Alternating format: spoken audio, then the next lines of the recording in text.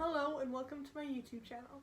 Today we will be unpacking the passion and pride of Italian nationalism, as well as uncovering the history, culture, and unique identity of a nation united in spirit and devotion. Italian nationalism is a complicated idea that has evolved throughout the history of Italy. Nationalism itself is described as identification with one's own country by Oxford University.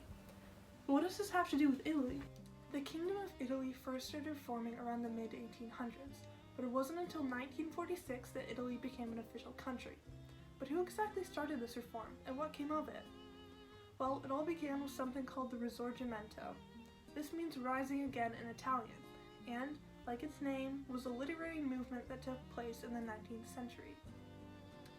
This uprising led to the eventual freedom of Italy from foreign domination, and united them, essentially creating Italian nationalism. However, this was incredibly controversial, as this revolution failed to include the lower classes in their decisions.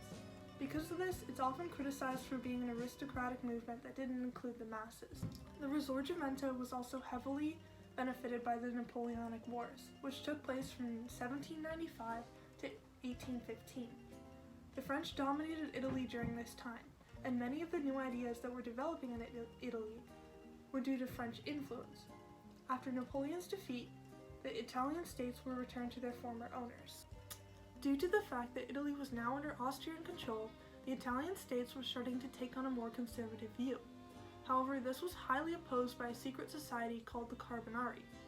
They were a group of people with liberal beliefs who were opposed to the conservative regimes that were implemented instead after the Napoleonic Wars. What does any of this have to do with the Risorgimento movement? Well, after failed attempts by multiple groups who wanted to change the form of government, including the Carbonari and the Neo-Gauls, a group of people that wanted Italy to be headed by the Pope, an organization called Young Italy was created. Around the late 1820s, a man named Giuseppe Mazzini, who worked at the time as a lawyer and a revolutionary, joined the Carbonari. In 1830, he was betrayed to the police and arrested. He wanted to create a new movement that would replace the outdated ideals of the Carbonari, hence the Risorgimento movement.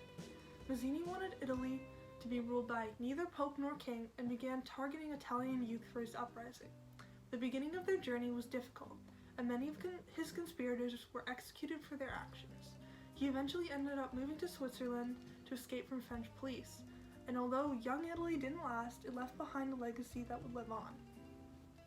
Around 1848, power of the country was passed to Piedmont, a region in Italy.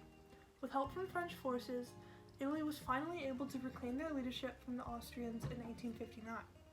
Although the Kingdom of Italy became a nation-state in 1861, the movement finally ended in 1870 after Venetia and Papal Rome officially joined the nation.